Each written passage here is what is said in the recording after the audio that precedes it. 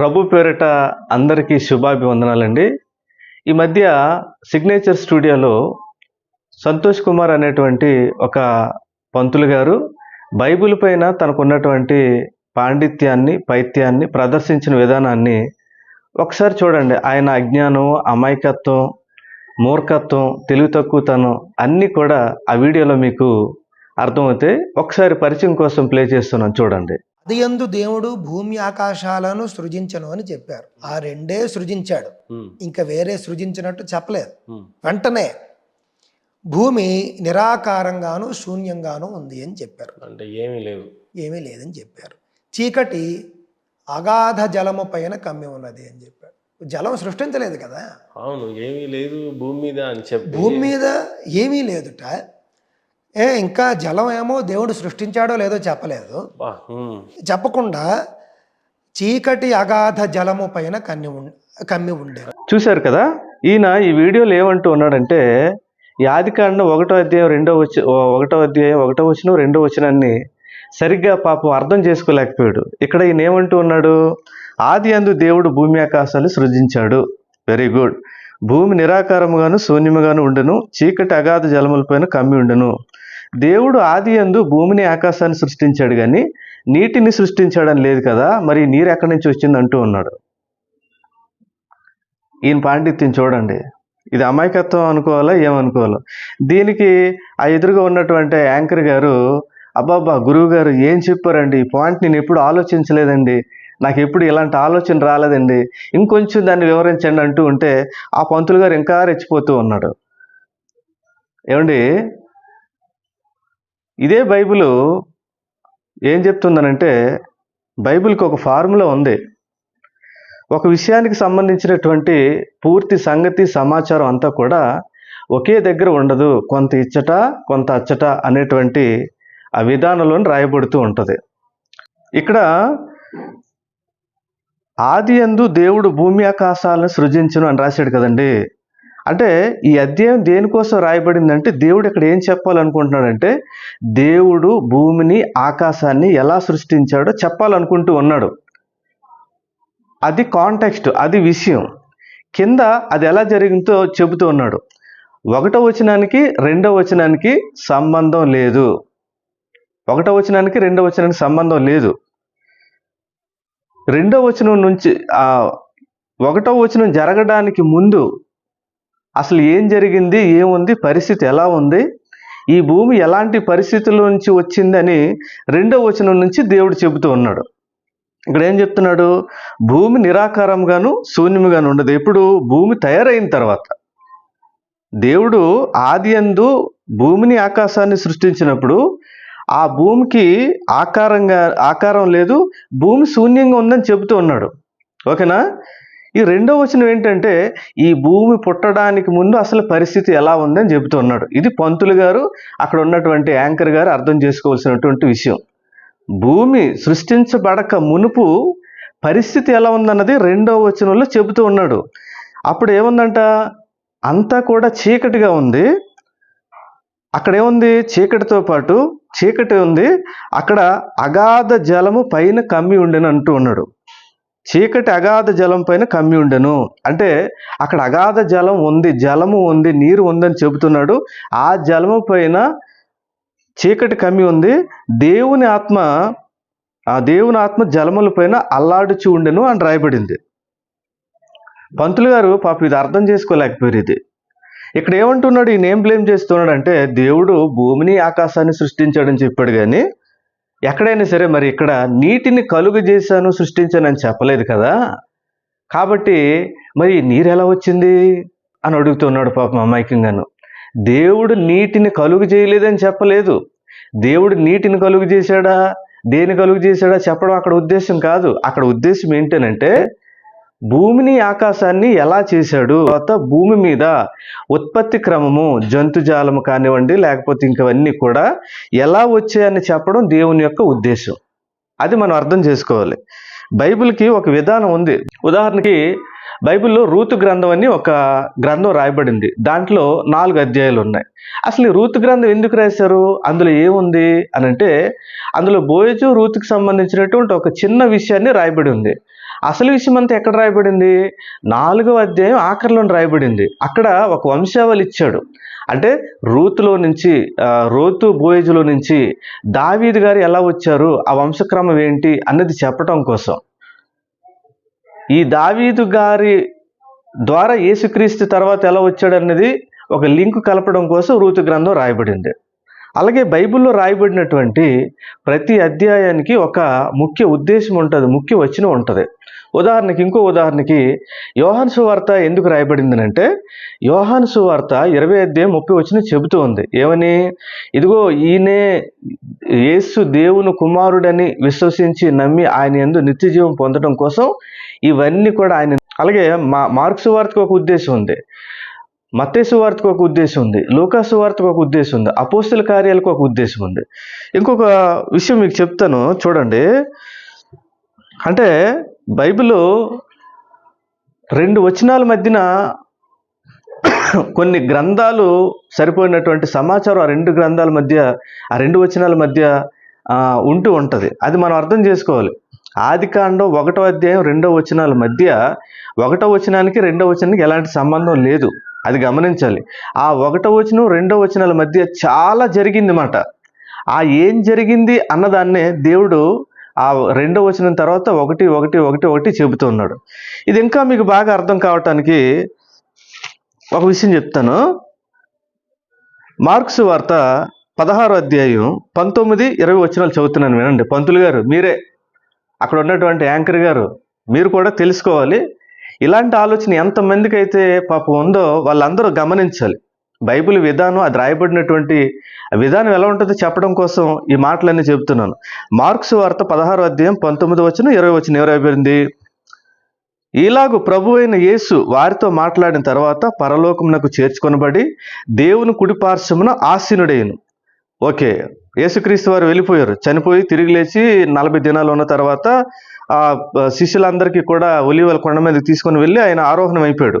ఇక్కడ ఎవరు రాయబడింది? 20వ వచనం. ఆ తర్వాత ఎవరింటికి వాళ్ళు వెళ్ళిపోయారు, వారు బయలుదేరి. ఇప్పుడు చూడండి 19వ వచనంలో ఏం రాయబడింది? యేసుక్రీస్తు వారు తర్వాత పరలోకం చేర్చుకొనబడి దేవుని కుడిపార్శ్వన ఆసీనుడయ్యాడు. శిష్యులు ఏం చేశారు? 19వ వచనం తర్వాత ఏం జరిగింది? అపోస్తుల కార్యాలు 1వ అధ్యాయంలో ఉన్నటువంటి విషయాలు జరిగాయి. ఆ తర్వాత వీళ్ళు మేడగదిలోనికి వెళ్ళిపోయి పెంతెకొస్తు పండుగ వరకు అక్కడే ప్రార్థన చేస్తూ, అక్కడ పెంతెకొస్తు పండుగ దినాన్న పరిశుద్ధాత్ముడు బలంగా వారి మీద దిగిరావటం, ఇదంతా జరిగింది. అంటే అపోస్తులు 19వ వచనం తర్వాత ఏం జరిగిందనంటే అపోస్తుల కార్యాలు జరిగింది. కానీ 20వ వచనం ఏం చెప్తుంది? వారు బయలుదేరి వాక్యం అంతటా ప్రకటించారు. అంటే యేసులా పరలోకానికి వెళ్ళిపోయినట్టునే శిష్యులు వెంటనే సువార్తకు వెళ్ళిపోయారా? ఎంత అమాయకం అండి, ఎంత అమాయక పంతులు గారండి మీరు. మార్కు సువార్త 16వ అధ్యాయం 19వ వచనం జరిగిన వెంటనే శిష్యులు వెంటనే సువార్తకి అలాగా ప్రపంచాంతరికి బయలుదేరిపోయారు అనుకుంటున్నారా? అక్కడ అపోస్తుల కార్యాలు జరిగినటువంటి చరిత్ర అంతా కూడా 19, 20 2 వచనాల మధ్య జరిగింది. ఇది మీకు అర్థమైందా? ఇది మీరు అర్థం చేసుకున్నారా? ఇప్పుడు ఆదికాండం 1వ అధ్యాయం 1వ వచనం 2వ వచనానికి రండి. 1వ వచనంలోని దేవుడు భూమిని ఆకాశాన్ని సృజించాడు. అది ఆయనకు ఉన్నటువంటి మెయిన్ థీము. అది ఎలా చేశాడు, అది చేయటానికి ముందు పరిస్థితి ఎలా ఉందన్నది 2వ వచనం నుండి చెబుతూ ఉన్నాడు. అది మీకు బాగా అర్థం కావాలంటే ఇక్కడ ఏం చెప్తున్నాడు అంటే చూడండి, భూమి నిరాకారముగాను శూన్యముగాను ఉండనని చెప్తున్నాడు. చీకటి అగాధ జలముల పైన కమ్మి ఉండును అంటూ ఉన్నాడు. ఈ అగాధ జలం అంటే ఏంటో అనుకుంటున్నారు? భూమి మీద ఉన్నటువంటి జలం గురించి చెప్తున్నటువంటి మాట కాదు ఇది. భూమి మీద ఉన్నటువంటి జలం గురించి అగాధ జలం అంటూ ఉన్నాడు. అగాధ జలం అంటే ఎక్కడది అనుకుంటున్నారు మీరు? అసలు ఈ పంతులు గారికి కానీ ఆ యాంకర్ గారికి కానీ తెలియని విషయం ఏంటంటే, టోటల్ యూనివర్స్ అంతా కూడా ఒకప్పుడు నీటితోని నిండి ఉంది. ఈ భూమి కానీ, జంతుజాలం కానీ, పక్షులు కానీ, లేకపోతే టోటల్ యూనివర్స్, సూర్యుడు, చంద్రుడు, లేకపోతే అంతరిక్షం, మీరు ఏమంటారు అనండి, ఇవన్నీ కూడా నీటిలో నుంచే వచ్చాయి అని శాస్త్రవేత్తలు చెబుతున్నారు. బైబిల్ కూడా అదే చెబుతూ ఉంది. దేవుడు అక్కడ నీటి గురించి ఎందుకు మాట్లాడలేదు అంటే, ప్రతిదీ దేవుడు చేసినటువంటి ప్రతి పనిని పిన్ను లేకపోతే అన్ని విషయాలు కూడా పూసగుచ్చినట్టుగా అన్ని దేవుడు చెప్పాలి అనుకోవడం అవివేకం. అలాగైతే దేవుడు చేసిన ప్రతి దానిని ఏం చేశాడో ఒక పెద్ద లిస్ట్ ఇవ్వాలి. దేవుడు చేసిన ప్రతి కార్యం ఏంటో ఒకవేళ గనక మనం గనక చెప్పాలనుకుంటే అది ఎంత పెద్ద గ్రంథం అవుతుందో మీరు ఊహించుకోవాలి మీరు. అలాగే ఇప్పుడు ఈయన పంతులు గారు ఏమంటాడు, నీటిని దేవుడు కలుగు చేసినట్టు చెప్పలేదు కదా, మరి నీరు ఎలా వచ్చింది అంటూ అన్నాడు. అంటే దేవుడు కలుగు చేసిన ప్రతి దానిని అది లిస్ట్ అంతా ఏమని ఇచ్చాడా? ఎంత అజ్ఞానం ఏంటండి. టోటల్ యూనివర్స్ అంతా కూడా, మనం నివసిస్తున్న భూమి మొత్తం అంతా కూడా నీటిలో నుంచి వచ్చింది. దేవుడి ఉద్దేశం అక్కడ ఏంటి? ఆయన మనిషి కోసం దేనినైతే చేశాడో అది చెప్పడం దేవుని యొక్క ఉద్దేశం. ఎఫెసీయులకు రాసిన పత్రిక 1:4-6 చూస్తే, ఎట్లనగా తన ప్రియనియందు తాను ఉచితముగా మనకు అనుగ్రహించిన తన కృపా మహిమకు కీర్తి కలిగినట్లు తన చిత్త ప్రకారమైన దయా సంకల్పము చొప్పున యేసుక్రీస్తు ద్వారా తనకు కుమారులుగా స్వీకరించుటకై మనలను ముందుగా తన కోసం నిర్ణయించుకొని మనము తన ఎదుట పరిశుద్ధులమును నిర్దోషమును ఉండవలనని జగత్తు పునాది వేయబడక మునుపే ప్రేమ చేత ఆయన క్రీస్తులో మనల్ని ఏర్పరచుకున్నాను అని రాయబడింది. అసలు సృష్టిని ఎందుకు చేశాడు దేవుడు? సృష్టిని ఎందుకు చేశాడంటే మనిషి కోసం చేశాడు. మనిషిని ఎందుకు చేశాడు దేవుడు? తన కోసం చేసుకున్నాడు. బైబిల్ చెప్పేటువంటి విషయం అదే. ఇప్పుడు ఆదికాండం 1:1-2 నీటిని దేవుడు కలుగు చేశాడని చెప్పలేదు అంటూ ఉన్నారు మీరు. సృష్టించలేదు, మరి నీరు ఎలా వచ్చింది? అది మీ అవివేకానికి, అజ్ఞానానికి, అమాయకత్వానికి అది ప్రతీకగా నిలిచేటువంటి ఆ వ్యాఖ్య అది. బైబిలు సృష్టి ఎలా జరిగిందో చెబుతున్నాడు. ఈరోజు బైబిల్లో చెప్పబడినటువంటి సృష్టి క్రమాన్ని, బైబిల్ ఏ సృష్టి క్రమాన్ని అయితే చెప్పిందో సైన్సు, ఈరోజు మోడర్న్ సైన్సు ఈరోజు దానినే ఒప్పుకుంటూ ఉంది. ఒక మాట చెప్తాను మీకు, చూడండి. 2 పేతురు పత్రిక 3వ అధ్యాయం అక్కడ ఏమని రాయబడిందనంటే, పూర్వము నుండి ఆకాశం ఉండుననియు నీళ్లలో నుండి నీళ్ల వలన సమకూర్చబడినటువంటి భూమి అంటూ ఉన్నాడు. భూమి మీదకి జలం వచ్చింది, భూమి జలముల్లో నుంచి వచ్చింది. ఇది బైబిల్ చెప్తున్నటువంటి విషయం. ఈ మధ్య శాస్త్రవేత్తలు ఒక విషయం చెప్పారు, భూమి అడుగు పొరల్లోని నీరు ఉంది, సముద్రం ఉందని చెబుతూ ఉన్నారు. బైబిల్ అది ఆదికాండంలో చెప్పింది 7:11 7:11 ఏమనుంది? ఆ నోహు జలప్రలయం జరిగినప్పుడు అదే చెబుతున్నాడు దేవుడు. ఆ వీడియో ఒకసారి చూడండి. ఈ భూమిపైన 70% నీరుంది. భూమి 3 పొరలుగా ఉంటుంది. వాటిని క్రస్ట్, మ్యాంటిల్, కోర్ అంటారు. మనం చదువుకున్న, మనం చూసిన సముద్రాలన్నీ భూమిపైనే ఉన్నాయి. అయితే ఇప్పుడు ఓ ఆశ్చర్యకరమైన విషయం బయటపడింది. మానవ ఊహకు అందని, మానవుడు అసలు ఆలోచించలేని ఓ కొత్త అద్భుతం వెలుగులోకి వచ్చింది. అదే భూమి అంతర పొరల్లో దాగి ఉన్న భారీ మహాసముద్రం. భూమిపైన ఉన్న సముద్రాల్లో ఉండే నీటి కంటే ఈ మహాసముద్రంలో 3 రెట్లు నీరున్నట్లు కనుక్కున్నారు. బైబిల్ ఇదే చెప్పింది. ఏమని చెప్పింది? 7వ అధ్యాయం, ఆ రోజు జలప్రలయం జరిగిన దినాన్ని ఏమైందంటే, మహా అగాధ జలముల ఓటలన్నీ ఆ దినమందే వచ్చాయట. 8వ అధ్యాయం 2వ ఏమంటున్నాడు? అగాధ జలముల ఓటలు, ఆకాశపు తూములు మూయబడ్డాయి అంటూ ఉన్నాడు. ఆ రోజు జలప్రలయం జరిగినప్పుడు వర్షపు నీరే కాదు, ఆకాశం పైన కూడా నీరు ఉందని బైబిల్ చెబుతుంది. నీలంగా కనిపిస్తున్నటువంటి ఆకాశం పైన నీరు ఉంది. ఆ నీరు జలప్రలయం రోజున ఆ తూములు విప్పబడి అది వర్షంగా భూమి మీదకి వచ్చి భూమిని ముంచిందని చెబుతూ ఉన్నాడు. ఆకాశంలో ఉన్నటువంటి నీరు గనక రాకపోయి ఉంటే, లేకపోతే భూ వాతావరణంలో ఉన్నటువంటి నీరే ఆవిరయ్యి మేఘాలుగా మారి వర్షంగా కురిస్తే ఎట్టి పరిస్థితుల్లోనూ కూడా భూమిని అది ముంచలేదు. గమనించండి, అక్కడ బైబిల్ ఏం చెప్తుంది? భూమి లోపల సముద్రాలు ఉన్నాయి, ఆకాశం పైన కూడా నీరు ఉందని చెబుతూ ఉంది. 148వ కీర్తన 4వ వచనం ఏం రాయబడింది? ఆకాశములారా, పరమాకాశములారా, ఆకాశము పైన ఉన్న జలములారా అంటూ ఉన్నాడు. ఆకాశం పైన ఏముంది? ఆకాశం పైన జలములు ఉన్నాయి. ఇకపోతే బైబిల్ ఏం చెప్తుందంటే, ఆకాశం ఒక్కటే అని చెప్పటం లేదు. ఆకాశాలు ఉన్నాయి, పరమాకాశాలు ఉన్నాయి అంటూ ఉన్నాడు. మహాకాశాలు అంటూ ఉంటాడు, పరమాకాశాలు అంటూ ఉంటాడు. అయితే దేవుడు ఈ భూమి మీద, అంటే మనిషి కోసం నిర్మిస్తున్నటువంటి ఈ ఆకాశాల కోసం ఆయన మాట్లాడుతుండేటప్పుడు ఆదికాండం 1వ అధ్యాయం 1వ వచనం, అది మొదటి లైన్గా చెబుతూ ఇదిగో ఇది విషయం, దేవుడు ఆది యందు భూమిని ఆకాశాన్ని సృజించాడు.